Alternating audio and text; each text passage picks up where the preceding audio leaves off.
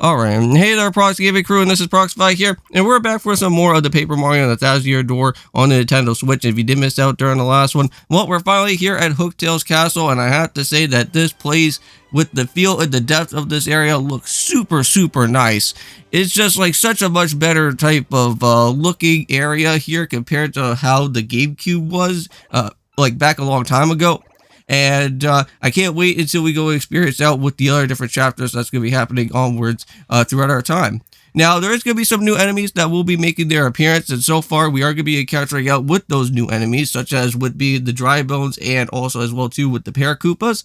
There is going to be some other new badge upgrades that we can go and do. I think we will be picking up with the Power Bounce, but unfortunately, we're going to be running into a situation where the Power Bounce is not going to be able to go and be able to get activated right away because we are running low on badge points. And what we're going to have to go and do throughout this episode, which you guys are not going to be able to go and see, is that I will try to battle with most of these enemies as best as I can and try to gain up on all the different experience points so that we can at least be able to get that badge point upgrade so that we can add an extra 3 more to there. So yeah, and speaking about with badge points, I believe every time that you get a badge point upgrade, I think they give you like 3 extra badge points every so often, and I think you have like a total of like, I think like 30, or maybe a little bit more than that. I could be wrong. I'll have to go and recheck out on how the max badges are going to be from there. But yeah, so there's your introduction to the Paracoopas, of course. Just like how regular Paragoombas are, they fly around, and if you do go and do a little bit of some stomping on them, you can go and lose out on their flying ability, and that's pretty nice right there. And if you guys do go and see right there, I did actually go and safeguard around within our time for that. Yeah, it's all about timing, because it's all about like just right before you go and see that enemy just like start to go and hit you like right on the spot, you just immediately hit on that B button.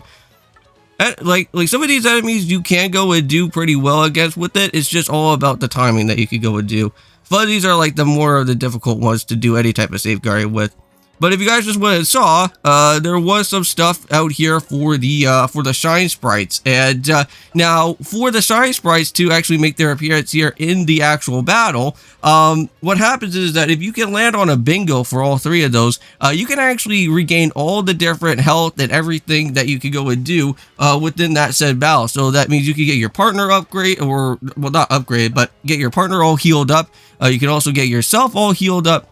Even your FP all healed up, and I believe also with all your crystal stars also healed up too. So you mainly don't have to go and try to call up the audience every so often to build up those crystal star powers back, but you can also go and use the Shine Sprite as well too. So very helpful type of thing right there. If you are lucky enough to pull out with the bingo, you'll be fine and be set for the last other part of that set of battle or anything that does go on throughout here in the game. Now, also as well too, Shine Sprites will also play a key role into this time as well within Paper Mario 1,000-Year Door, kind of like what happened within Mario Sunshine, where you actually had to go and use those Shine Sprites as somewhat of like a helpful tool to help out on rebuilding up with Delfino all over again, right? But instead here, instead of like rebuilding up with the city and like, well, try to remove all the icky goop and everything from that area.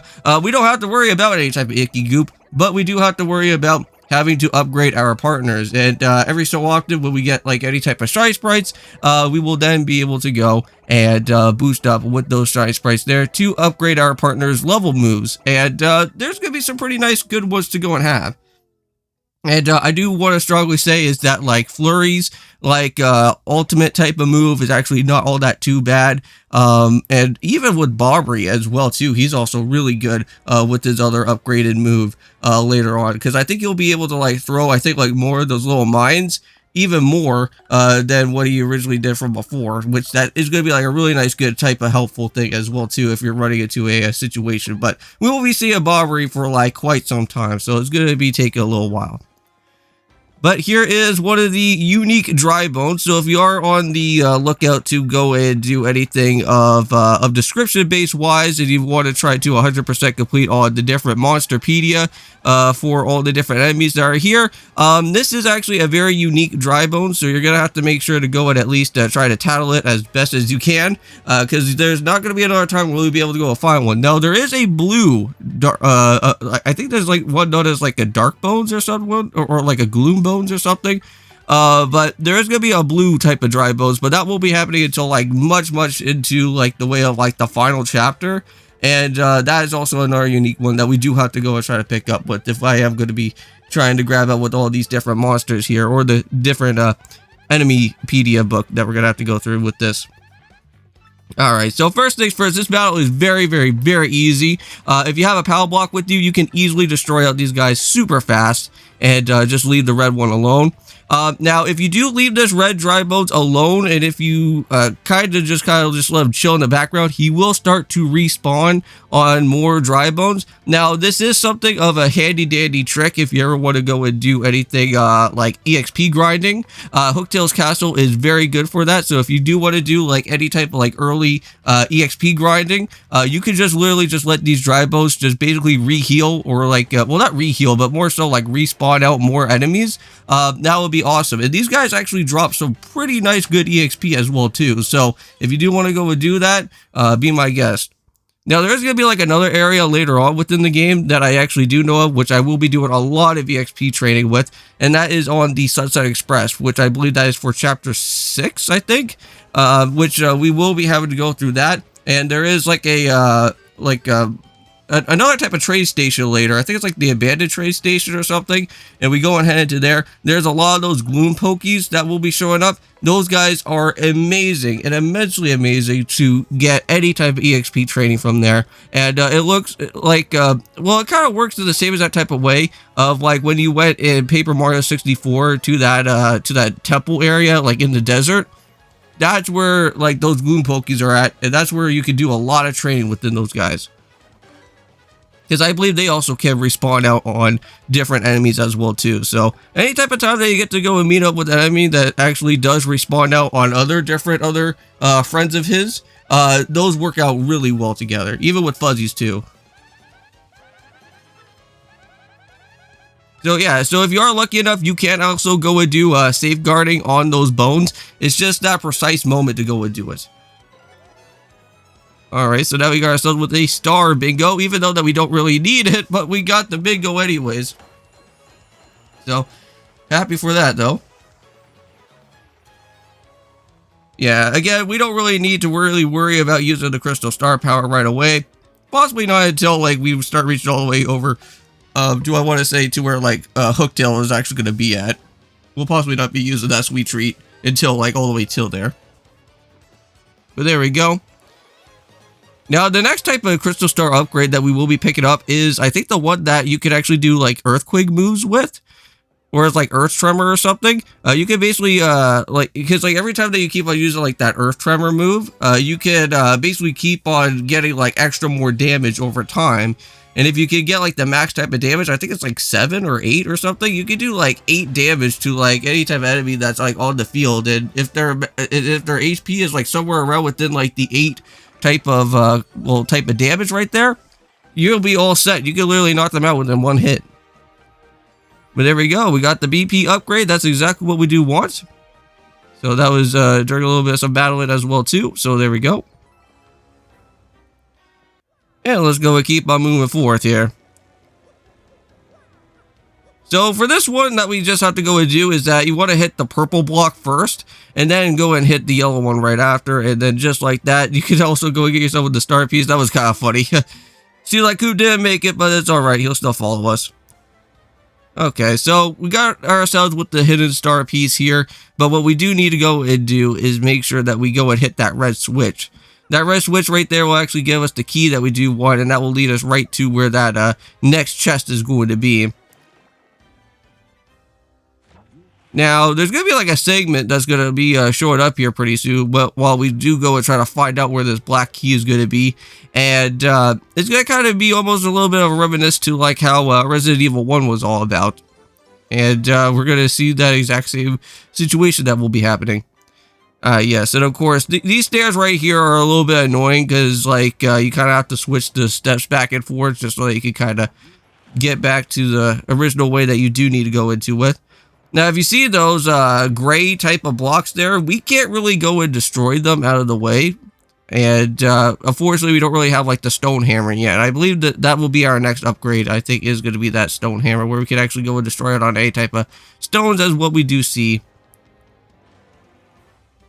So here's some enemies right here. We're going to kind of just skip past a little bit of them, except for this guy here, because this was the episode that I was saying to you guys here at the very beginning, that there is going to be a battle that I do want to go and show off, so that we can go and do with the mystery box that we have here.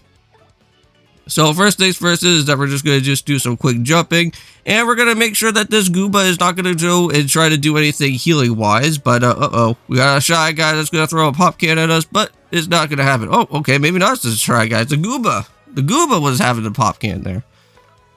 What's the matter with those Goombas out here? They just drink pop and then they just decide to throw it at us right after. That's nice. So let's go and use our mystery box here for the first time. But let's see what we can go and grab. And it is going to be with a with a lightning here. Very nice. I don't think we ever went and picked up with a lightning item at all yet. But at least that was very handy to go and fire from the mystery box. So yeah, some very good things can go and come out of it. Other bad things can also come out of it as well too. Just depends on what happens. But there we go. Got some mushes there. But yeah, mystery boxes are very, very, very fun to go and use. But they do cost a little bit of some money. So just make sure that you don't go and spend out too much on those. Alright, so what we're going to do here is going to just go and switch between with Coops for the time being. And we're actually going to hold that down there. And we're just going to go and open up the way here. Now, unfortunately, this door will actually go and reclose itself back up. But not to worry, because once we get this upgrade for the slim ability, we'll be able to go and we'll basically break on out of this area for the time being for now.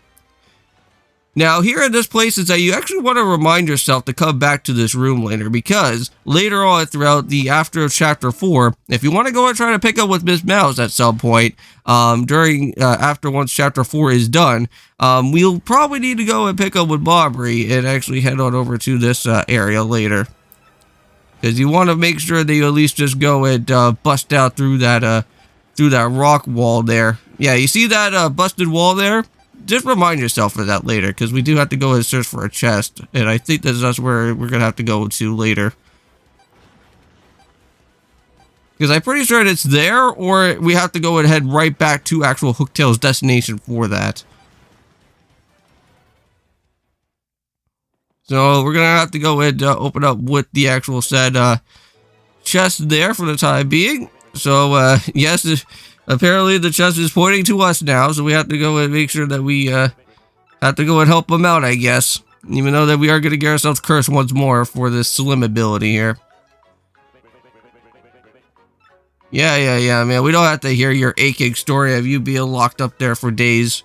I know what you want to go and do, man. You just want to just go and just curse anybody that you do go and see.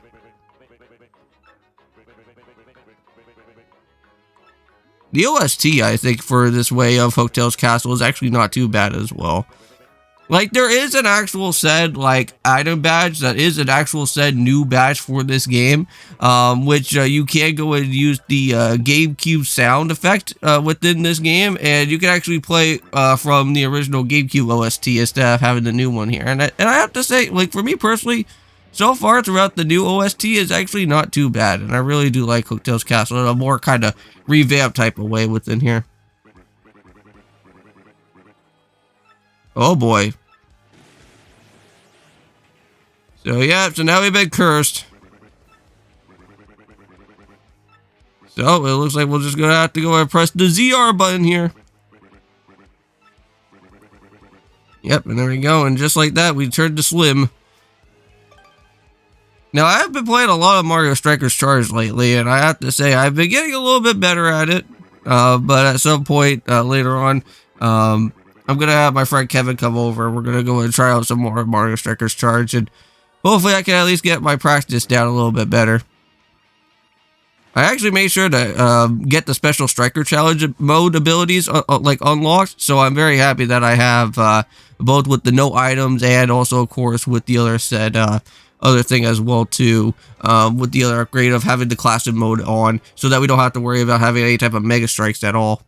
Because like those can just get way overused with the striker charge, using the items a lot, and same with the mega strikes. So there we go. So now we got the attack FSG badge finally turned on. That is for the frog sound instead of the cricket sound here in this game. So interesting there. But anyways, we're going to end things off for today. See you guys in the next one. And of course, peace.